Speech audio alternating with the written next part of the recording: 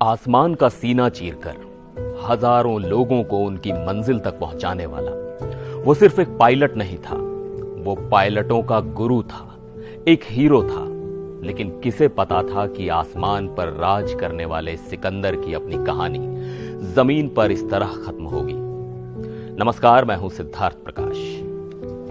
Ahmedabad plane crash की हर कहानी हमें झकझोर रही है, लेकिन आज हम उस शख्स की बात करेंगे जिसके हाथों में 242 जिंदगियों की कमान थी। उस विमान के pilot in command captain Sumit Sabharwal. Captain Sabharwal कोई मामूली पायलट नहीं थे।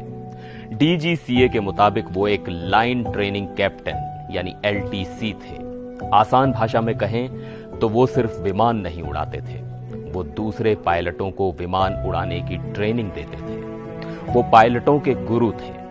8,200 घंटों की उड़ान का अनुभव, एक ऐसा तजुर्बा जो उन्हें इस फील्ड के सबसे बेहतरीन लोगों में से एक बनाता था। यही नहीं, उनका नाम भारत की एविएशन हिस्ट्री के सुनहरे पन्नों में दर्ज है। टाइम्स ऑफ इंडिया की रिपोर्ट के मुताबिक जब पहली बार बोइंग 787 ड्रीम लाइनर विमान भारत की धरती पर उतरा था, तो उस ऐतिहासिक पल के गवाह उस कॉकपिट में मौजूद एक चमकता सितारा थे कैप्टन सुमित सभरवाल। एक ऐसा हीरो जिस पर पूरे देश को गर्व था।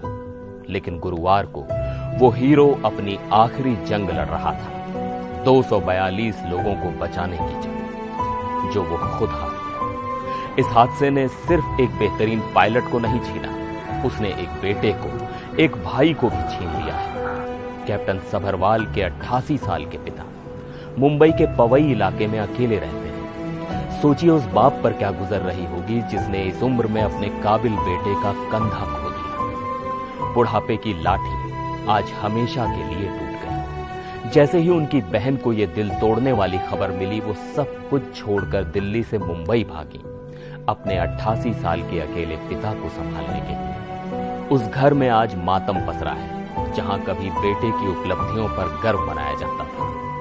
कुछ समय पहले विधायक दिलीप लांडे भी उनके घर पहुंचे और परिवार को सांत्वना दी। ये कितना बड़ा विरोधाभास है। एक इंसान जो आसमान की हर ऊंचाई से वाकिफ था, जो दूसरों को तूफानों से विमान निकालने की कला सिखाता था, आज उसी की कहानी एक दर्दनाक हादसे पर आकर खत्म हो गई। उनके 88 साल के पिता, उनकी बहन, उनकी 2 भतीजियां, उस पूरे परिवार के लिए एक कभी ना भरने वाला जख्म है। वो पायलट जो हजारों लोगों को उनकी मंजिल तक पहुंचाता था, आज खुद एक ऐसे सफर पर चला गया जहां से कोई वापस नहीं आता। हम कैप्टन सुमित सभरवाल जैसे नायक को सलाम करते हैं और ईश्वर से उनके शोक संतप्त परिवार को शांति देने की प्रार्थना करते हैं।